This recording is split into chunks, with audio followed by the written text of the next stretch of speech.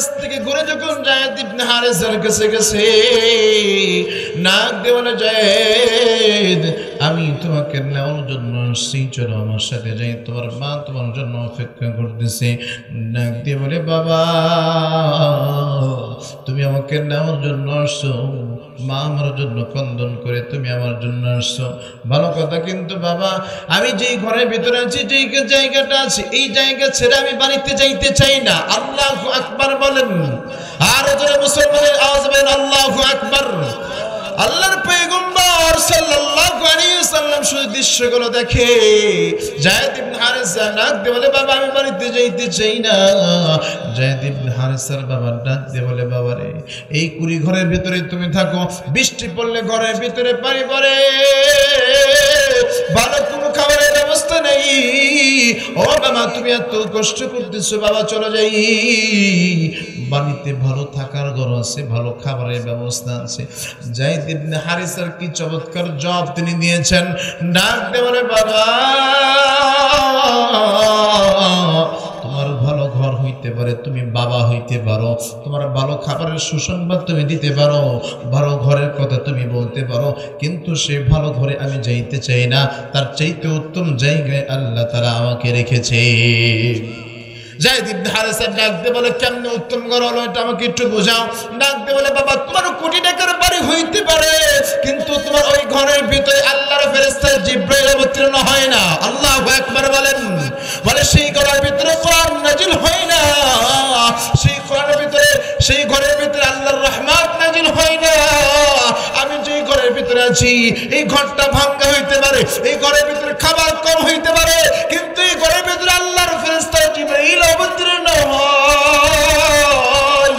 এই ঘরের ভিতরে আল্লাহ তাআলা রহমত নাজিল করে, যে ঘরের ভিতরে আল্লাহ পাক রব্বুল আলামিনের পয়গম্বর হাবিবুল্লাহ থাকে, যে চেহারার দিকে তাকাইলে খাবারের কথা ভুলে যায়, মায়ের কথা ভুলে যায়, এমন মজার ঘর তুই বাবা তোমার সাথে আমি যাইতে পারি না। আল্লাহু আকবার।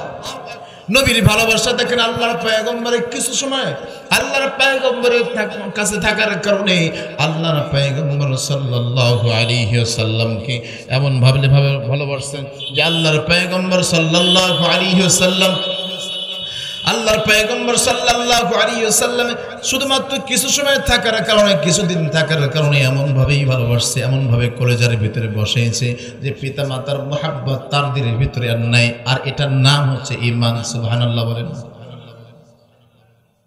আর এটার নাম হচ্ছে ঈমান। আল্লাহর পয়গম্বর সাল্লাল্লাহু আলাইহি ওয়াসাল্লাম বলেন, লা ইউমিনু আহাদুকুম হাত্তা আকুনা হাব্বা ইলাইহি মিন ওয়ালিদিহি ওয়া ওয়ালাদিহি ওয়ান নাসি আজমাইন। ও মুসলমান ইমানদার আল্লাহর গোলাম, আল্লাহর পয়গম্বর জানিয়েছে, বান্দা দুনিয়ার ভিতরে তোমার পিতামাতা আত্মীয় স্বজন সকলের চাইতে আমি পয়গম্বরকে বেশি ভালোবাসার নাম হচ্ছে ঈমান। সুবহানাল্লাহ। সেই পরিচয় যায়েদ ইবনে হারেসা দিয়েছে, অথচ আমাদের ভালোবাসার অবস্থাটা কি?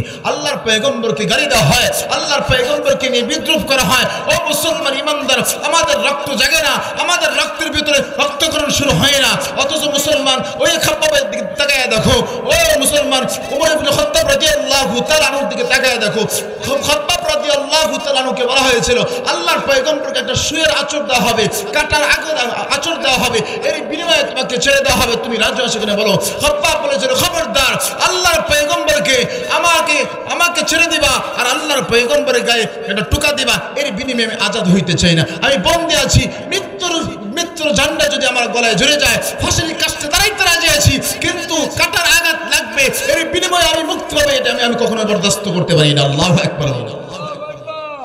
এটা হচ্ছে সাহাবায়ে কেরামের ভালোবাসা, এটা সাহাবায়ে কেরামের ঈমান। কিন্তু আমাদের ঈমানের অবস্থা কি? আমরা মুহাব্বত করি, ভালোবাসি আল্লাহর নবীকে, আমরাও ভালোবাসি, কিন্তু ভালোবাসার ধরনটা কি? ইয়া নবী সালাম আলাইকা, গরম গরম জিলাপি। কতক্ষণ না কেন? যতক্ষণ পর্যন্ত জিলাপি গরম আছে ততক্ষণ পর্যন্ত মুহাব্বত আছে, ভালোবাসা আছে। 12 রবিউল আছে, মুহাব্বত আছে, ভালোবাসা আছে। 12 রবিউল চলে গেলে সারা বছর আর মুহাব্বত ভালোবাসা দেখা যায় না। কথা বলেন না কেন? এই জন্য যেটা বলতে চাই, আল্লাহ পাক রব্বুল আলামিন পয়গম্বর সাল্লাল্লাহু আলাইহি ওয়াসাল্লামকে দুনিয়াতে যত পয়গম্বর দুনিয়াতে পাঠিয়েছেন, দুইজন পয়গম্বরকে আল্লাহ পাক রব্বুল আলামিন বন্ধু বলে সম্বোধন করছে। কয়জন পয়গম্বরকে? একজন ইব্রাহিম খলিলুল্লাহ, একজন হাবিবুল্লাহ। মুহতারাম হাজী, লম্বা আলোচনা করব না। আল্লাহ পাক রব্বুল আলামিন বলে ওয়া তাওয়াক্কাল আলাল্লাহ ওয়া কাফা বিল্লাহি ওয়াকিলা, আমি আল্লাহ হচ্ছে ওকিল। আর দুনিয়ার ভিতর একজন আছে যাকে ওকিলের একটা উপাধি আমি আল্লাহ তাআলা দিয়েছি, যার নাম মুতাওয়াক্কিল। তিনি হচ্ছেন আমার আপনার পয়গম্বর জনাব মুহাম্মদ রাসূলুল্লাহ সাল্লাল্লাহু আলাইহি ওয়াসাল্লাম। মুহতারাম হাজরিন, সমস্ত কাজের ক্ষেত্রে ভরসা করব কার উপরে? জোরে বলেন কার উপরে? নবীর মুহাব্বত নিয়ে সামনে চলবো। কখনো কোনো মানুষের রক্ত চক্ষু দেখে মুমিন কখনো ভয় পাইতে পারে না, ঠিক কিনা বলেন? মুসলমান ইমানদার আল্লাহর গোলাম, কথাগুলো আমি লম্বা করতে চাই না। আল্লাহর পয়গম্বর সাল্লাল্লাহু আলাইহি ওয়াসাল্লাম যখন মদিনা থেকে, যখন মক্কা থেকে যখন মদিনায় আল্লাহর পয়গম্বর গিয়েছেন, আল্লাহর পয়গম্বরের প্রথম মিশন ছিল আল্লাহ পাক রব্বুল আলামিনের ঘর নির্মাণ করা, ঠিক কিনা বলেন? আল্লাহ পাক রব্বুল আলামিন সেই নির্দেশই আল্লাহ তাআলা দিয়েছেন, ইন্না আউওয়ালা বাইতি উযিয়া লিন-নাসি লাল্লাযী বিবাক্কাতা মুবারাকান ওয়া হুদাল লিল আলামিন। আল্লাহু আকবার বলেন। আল্লাহ পাক রব্বুল আলামিন আদম আলাইহিস সালাতু ওয়াস সালামকে যখন দুনিয়ার বুকে পাঠিয়েছেন, সর্বপ্রথম ঘর যেটা আল্লাহ তাআলা বানাইতে বলছেন, এই ঘরের নাম হচ্ছে বাইতুল্লাহ। ঘরটার নাম কি? আর তাহলে বলেন সেই ঘরটার নাম কি? আল্লাহর পয়গম্বর যখন মেরাজে গিয়েছিলেন, মেরাজে যাওয়ার পর ফেরেশতাদের জন্য আল্লাহ তাআলা একটা ঘর আল্লাহ তাআলা নির্মাণ করেছে, যে ঘরটার নাম হচ্ছে বাইতুল মামুর। যে ঘরটা চতুর্পাশ দিয়ে প্রত্যেক দিন একটা বাহিনী, ফেরেশতাদের একটা বাহিনী 40,000 ফেরেশতা ওই ঘরটাকে চক্কর দেয়। ও মুসলমান ইমানদার আল্লাহর গোলাম, যে 70,000 ফেরেশতা একবার যখন চক্কর দেয়, একটা দিন যখন ইবাদত করে, কিয়ামত পর্যন্ত দ্বিতীয়বার ইবাদত করার কোনো সুযোগ তাদের থাকে না। আল্লাহু আকবার বলে। সে বাইতুল মামুরের সোজাসুজি ডাইরেক্ট আল্লাহ পাক রব্বুল আলামিন দুনিয়াতে একটা ঘর তৈরি করেছেন, যার নাম হচ্ছে বাইতুল্লাহ। সুবহানাল্লাহ বলেন। বাইতুল্লাহ, কাবা যেটা বলা হয় বাইতুল্লাহ, আমরা আপনার কিবলা যেটা, ওই বাইতুল্লাহ আল্লাহ তাআলা নির্মাণ করছে। হযরত ইব্রাহিম খলিলুল্লাহ ইব্রাহিম আলাইহিস সালাতু ওয়াস সালাম আল্লাহর পয়গম্বর সাল্লাল্লাহু আলাইহি ওয়াসাল্লাম, যিনাকে আল্লাহ পাক রব্বুল আলামিন বন্ধু হিসেবে প্রেরণ করেছেন। ও মুসলমান ইমানদার আল্লাহর গোলাম, বাইতুল্লাহ ইব্রাহিম আলাইহিস সালাতু ওয়াস সালাম তিনি নিজে মিস্ত্রি, তার সন্তান ইসমাইল জবিহুল্লাহ তিনি হলো তার যুগলদার। মসজিদ বানানোর পরে অবশিষ্ট যে মাটিটা ছিল, আমি সংক্ষেপ করতেছি, লম্বা আলোচনা। মুসলমান ইমানদার আল্লাহর গোলাম, বাকি অবশিষ্ট যে মাটিটা ছিল, এই মাটিটা আল্লাহর হুকুমে যখন চতুর্দিকে ছড়ায় দিয়েছে, এই প্রত্যেকটা মাটির কোনায় যেই জায়গার ভিতরে মাটি পড়েছে, ওই জায়গাতে আল্লাহ তাআলা কিয়ামত পর্যন্ত মসজিদ বানাবে। তার একটুটা মাটি যে আপনাদের আটঘরিয়া মরে পড়ছে। সাল্লাম বলেন, মান বানা লিল্লাহি মসজিদান বানাল্লাহু লাহু বাইতান ফিল জান্নাহ। সুবহানাল্লাহ বলেন। যারা আল্লাহর ঘর মসজিদ বানায়, আল্লাহ তাআলা তাদেরকে জান্নাত দিয়ে দেয়। আর আসতে বলেন সুবহানাল্লাহ। ও তাহলে মসজিদের জায়গা যারা দিয়েছে তারা তো জান্নাত পেয়ে গেছে, তারা তো খুব খুশি, তাই না? কথা বলেন না কেন? হ্যাঁ, আল্লাহ রাসূল সাল্লাল্লাহু আলাইহি ওয়াসাল্লাম বলে, বান্দা যদি দুনিয়ার কোনো মানুষ দুনিয়ার মসজিদ, সাধারণ একটা মসজিদকে সুসজ্জিত করার চিন্তা চেতনা নিয়ে অল্প কিছু টাকাও যদি আল্লাহ তাআলা দান করে, তারপরেও এই বান্দার জান্নাত আল্লাহ সুসজ্জিত করে দেয়। একটি মিসাল দিলে খুব সহজে আপনারা বুঝবেন ইনশাআল্লাহ। মান বানা লিল্লাহি মসজিদান বানাল্লাহু লাহু বাইতান ফিল জান্নাহ। আল্লাহর পয়গম্বর সাল্লাল্লাহু আলাইহি ওয়াসাল্লাম বলে, ও দুনিয়ার উম্মতের দল, আমি আল্লাহ পাক রব্বুল আলামিন দুনিয়াতে সর্বপ্রথম ঘর একটা বানাইছি বাইতুল্লাহ। এই বাইতুল্লাহর সাথে সামঞ্জস্য রাখি দুনিয়াতে যতগুলো মসজিদ হবে, মসজিদের সাথে কোনো বান্দার সম্পর্ক যদি হয়ে যায়, আমি আল্লাহ পাক রব্বুল আলামিনের সাথে বান্দার সম্পর্ক হয়ে যাবে। বাইতান ফিল জান্নাহ, জান্নাতে ওই বান্দার জন্য আমি একটা বাড়াখানা বানায় দেব। বাদশা হারুন রশিদ আল্লাহর গোলাম এলান করেছে, ও আমার দেশবাসী শোনো, আমি একটা সুন্দর একটা মসজিদ আমি তৈরি করতে চাই, যে মসজিদের ভিতরে কারো কোনো অনুদান চলবে না। আল্লাহু আকবার বলেন। একাই আমি মসজিদ করতে চাই, দুনিয়ার ভিতরের কোনো মানুষের কোনো টাকা পয়সা আমি নিতে চাই না। আল্লাহর গোলাম বাদশাহ হারুন রশিদ যখন এলান করে দিয়েছে, ও মুসলমান ইমানদার আল্লাহর গোলাম কথাগুলো দিল দিয়া বুঝবেন। এবার এলাকাবাসীগুলো চিন্তা করলো, আলকাতটা দিলেই তো চাদর দিয়ে ধুই রাখায়, কেন ফিরি আলকাতা দিলেই তো বাঙালি নেয়। এখানে শুধুমাত্র একটা মসজিদ, এত সুন্দর একটা মসজিদ করবে, এই মসজিদটা একাই করে দিবে, এখানে তার সুসংবাদ কোনো কথা নেই। সবাই চুপ হয়ে গেছে। বলে বাচ্চা আপনি যা বলবেন তাই হবে। মুসলমান বান্দার আল্লাহর গোলাম, এবার মসজিদের কাজ শুরু হয়ে গেছে। এবার যখন মসজিদের কাজ শুরু হয়ে গেছে, ওই মসজিদের কাজের ভিতরে যে মিস্ত্রিগুলো ছিল তারা কাজ করতে, সুন্দর করে কাজ করতেছে। ও মুসলমান ইমানদার আল্লাহর গোলাম, মসজিদ তৈরি হয়ে গেছে। মসজিদ তৈরি হয়ে গেছে, মসজিদ বানানোর ফলে আল্লাহ পাক রব্বুল আলামিন বান্দাকে জান্নাত দান করবে। কিন্তু এই জান্নাতটা কেমন হবে? আল্লাহ পাক রব্বুল আলামিন বাদশা হারুন রশিদকে আল্লাহ তাআলা স্বপ্নের ভিতরে দেখাইছে। সুবহানাল্লাহ বলেন। দুনিয়াতে আল্লাহ পাক রব্বুল আলামিন অনেক মানুষকে তার জান্নাতের অবস্থা দেখাইছেন। ও মুসলমান ইমানদার আল্লাহর পয়গম্বর যখন মেরাজে গিয়েছিলেন, অনেকগুলো জান্নাত আল্লাহর পয়গম্বর পরিদর্শন করেছে। আল্লাহর পয়গম্বর জান্নাতগুলো বলেন তো স্বপ্নে দেখেছেন না স্বচক্ষে দেখেছেন? জোরে বলেন। স্বচক্ষে দেখেছে। কিন্তু বাচ্চা হারুন রশিদ রাত্রে বেলা যখন ঘুমায় গেছে, আল্লাহর পয়গম্বর ওই বৎসরে যে আল্লাহর পয়গম্বর বলেছেন, মান বানালিল্লাহি মাসজিদান বানাল্লাহু লাহু বাইতান ফিল জান্নাহ, যারা দুনিয়াতে আল্লাহর ঘর মসজিদ বানিয়ে তাকে আল্লাহ তাআলা জান্নাত দান করে। রাতের বেলায় যখন বান্দা ঘুমাইতে গেছে, আল্লাহর ফেরেশতাগুলো স্বপ্নের ভিতরে তাকে জান্নাতের ভিতরে নিয়ে গেছে। সুবহানাল্লাহ বলেন। আল্লাহর গোলাম যখন জান্নাতের ভিতরে ঢুকবে, দেখে মসজিদের গেটের সামনে লেখা আছে বাদশা হারুন রশিদ। এই বিল্ডিংটা কেন বানানো হয়েছে? এই বালাখানাটা দেওয়া হয়েছে মসজিদ তৈরি করার পুরস্কার স্বরূপ। সুবহানাল্লাহ বলেন। আল্লাহর গোলাম বাদশা হারুন রশিদ যখন জান্নাতের ভিতরে প্রবেশ করেছে, জান্নাতের ভিতরে প্রবেশ করার পর মণিমুক্তা খুচিত সুন্দর জান্নাত যখন ঘুরে ঘুরে দেখতেছে, জান্নাত ঘুরে ঘুরে দেখার পর বান্দা যখন ঘর থেকে বের হয়ে চলে আসবে, মুসলমান ইমানদার আল্লাহর গোলাম, আল্লাহর গোলাম যখন গেটের সামনে দাঁড়ায় গেছে, তাকে দেখে তার নাক বরাবর তার গেটের সামনে হুবাহু ওই আগের তার জান্নাতের মতো হুবাহু আরেকটা জান্নাত আল্লাহ তৈরি করে রেখেছে। সুবহানাল্লাহ বলেন। আল্লাহর গোলাম চিন্তা করলো, আমি যে মসজিদ একা একা বানাইছি, আল্লাহ পাক রব্বুল আলামিন বুঝি খুশি হয়ে আমাকে দুইটা জান্নাত দিয়েছে। ও মুসলমান ইমানদার আল্লাহর গোলাম যখন ওই জান্নাতের গেটের কাছে গিয়েছে, জান্নাতের ভিতরে প্রবেশ করতে চায়, ও মুসলমান ইমানদার আল্লাহর গোলাম এবার আল্লাহর ফেরেশতা ডাক দিয়ে বলতেছে, ও আল্লাহর বান্দা থামো, খবরদার জান্নাতের ভিতরে তুমি প্রবেশ করিও না। এই বালাখানা তোমার নয়, এই বালাখানায় তোমার অনুমতি নাই। বলে বালাখানার মালিক যে সেই শুধু যেতে পারবে।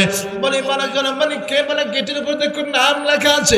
আল্লাহর গোলাম গেটের উপরে তাকায় দেখে গেটের উপর নাম লেখা আছে আহমদ বিন মুসা। আল্লাহু আকবার বলেন। বলে এটা এই ব্যক্তিটা কে? বলে এই ব্যক্তিটা হচ্ছে তোমার দুনিয়াতে যে মসজিদ তৈরি করেছে, ওই মসজিদের একজন যোগালদার, একজন মিস্ত্রির নাম হচ্ছে আহমদ বিন মুসা। আল্লাহু আকবার বলেন। সাথে সাথে আল্লাহর গোলামের রাত্রে বেলা ঘুম ভেঙে গেছে, স্বপ্ন ভেঙে গেছে। সকালবেলা আল্লাহর গোলাম বাদশা হারুন রশিদ তথ্য সংগ্রহ করার জন্য রেডি হয়ে গেছে, বের হয়ে গেছে। এবং যত মিস্ত্রি, যত যোগালদার তার কাছে কাজ করেছে, তার মসজিদ তৈরি করেছে, সকলকে দাওয়াত করেছে তার বাড়িতে। দাওয়াত করার পর রকমারি বিভিন্ন ধরনের ভালো ভালো খাবার তাকে দেওয়া হয়েছে। সকলকে যখন খাবার শেষ হয়ে গেছে, এবার বাদশা ডাক দিয়ে বলে, কে আছো গো? তোমাদের ভিতরে আহমদ বিন মুসা কে আছে একটু জানতে চাই। একজন আল্লাহর বান্দা জিন্নের শুনে একজন বান্দা আল্লাহর বান্দা হাত উঠেছে, ডাক দিয়ে বলে, বাদশা আমার নাম আহমদ বিন মুসা। আল্লাহর বান্দা বাদশা ডাক দিয়ে বলে এদিকে আসো। আল্লাহর গোলামের কাছে যখন আসছে আল্লাহর গোলাম ডাক দিয়ে বলতেছে ও আল্লাহর বান্দা তুমি তোমার গোপন আমলটা কি একটু তুমি আমার কাছে বলো। আল্লাহর বান্দা ডাক দিয়ে বলে বাদশা আমার কোনো গোপন আমল নাই। নাক দিয়ে বলে ও বাদশা সারাদিন কাজ করি তেমন কোনো কামাই নাই, আমার তেমন কোনো আমলও আমার নাই। আল্লাহর বান্দা নাক দিয়ে বলে না না আমি যে জান্নাত পেয়েছি মসজিদ তৈরি করে তুমিও সেই হুবহু জান্নাতটা পাইছো, কোন আমলের বিনিময়ে পাইছো আমি একটু তোমার কাছে জানতে চাই। ও মুসলমান ইমানদার আল্লাহর গোলাম আল্লাহর বান্দা এবার চোখের পানি ছেড়ে দিয়েছে। ডাক দিয়ে বলে বাদশা আপনি এলান করেছেন আপনি একটা ভিআইপি মসজিদ করবেন, এই মসজিদের ভিতরে কেন অনুদান আপনি নেবেন না? আমি যখন আপনার এখানে কাজ করি আমার বাবার রেখে যাওয়া সম্পদ ওই জমির ভিতরে আমি যখন কুয়া খনন করতেছিলাম ওই কুয়ার ভিতরে 2-3টা ইয়াকুত মারাজানের পাথর আমি পাইছিলাম, ওই দামি পাথরগুলো আমি সংরক্ষণ করে ঘরের ভিতরে উঠায় রেখেছিলাম। আমি যখন আপনার কাছে কাজ করি এই মসজিদের ভিতরে যখন কাজ করি ইয়াকুত মারাজানের পাথরের যখন এই স্তূপের কাছে যখন আমি আসি আমি তাকায় দেখি স্তূপের ভিতরে যে পাথরের কালার এই কালারের কয়েকটা পাথর আমার ঘরের ভিতরে আছে। নাক দিয়ে বলে বাদশা আমি চিন্তা করলাম আমি তো এত বড় মসজিদ বানাইতে পারবো না, কিন্তু আমার ঘরে যে দামি পাথর আছে ইয়াকুত মারজানের পাথর এই পাথরগুলোর সাথে আমি মিলাইতে চাইলাম। আমি চিন্তা করলাম 3-4টা পাথর তাকবীর দিয়ে ঘোষণা করে দেওয়ার কোনো কিছু নেই। আবার আপনি আগে নিষেধ করছেন কারো কোনো দান চলবে না অনুদান চলবে না। আমি রাতের অন্ধকারে আমি আমার ব্যাগের ভিতরে করে ইয়াকুত মারজানের স্তূপের ভিতরে 3-4টা পাথর দিয়ে আমি ডাক দিয়ে বলেছি আল্লাহ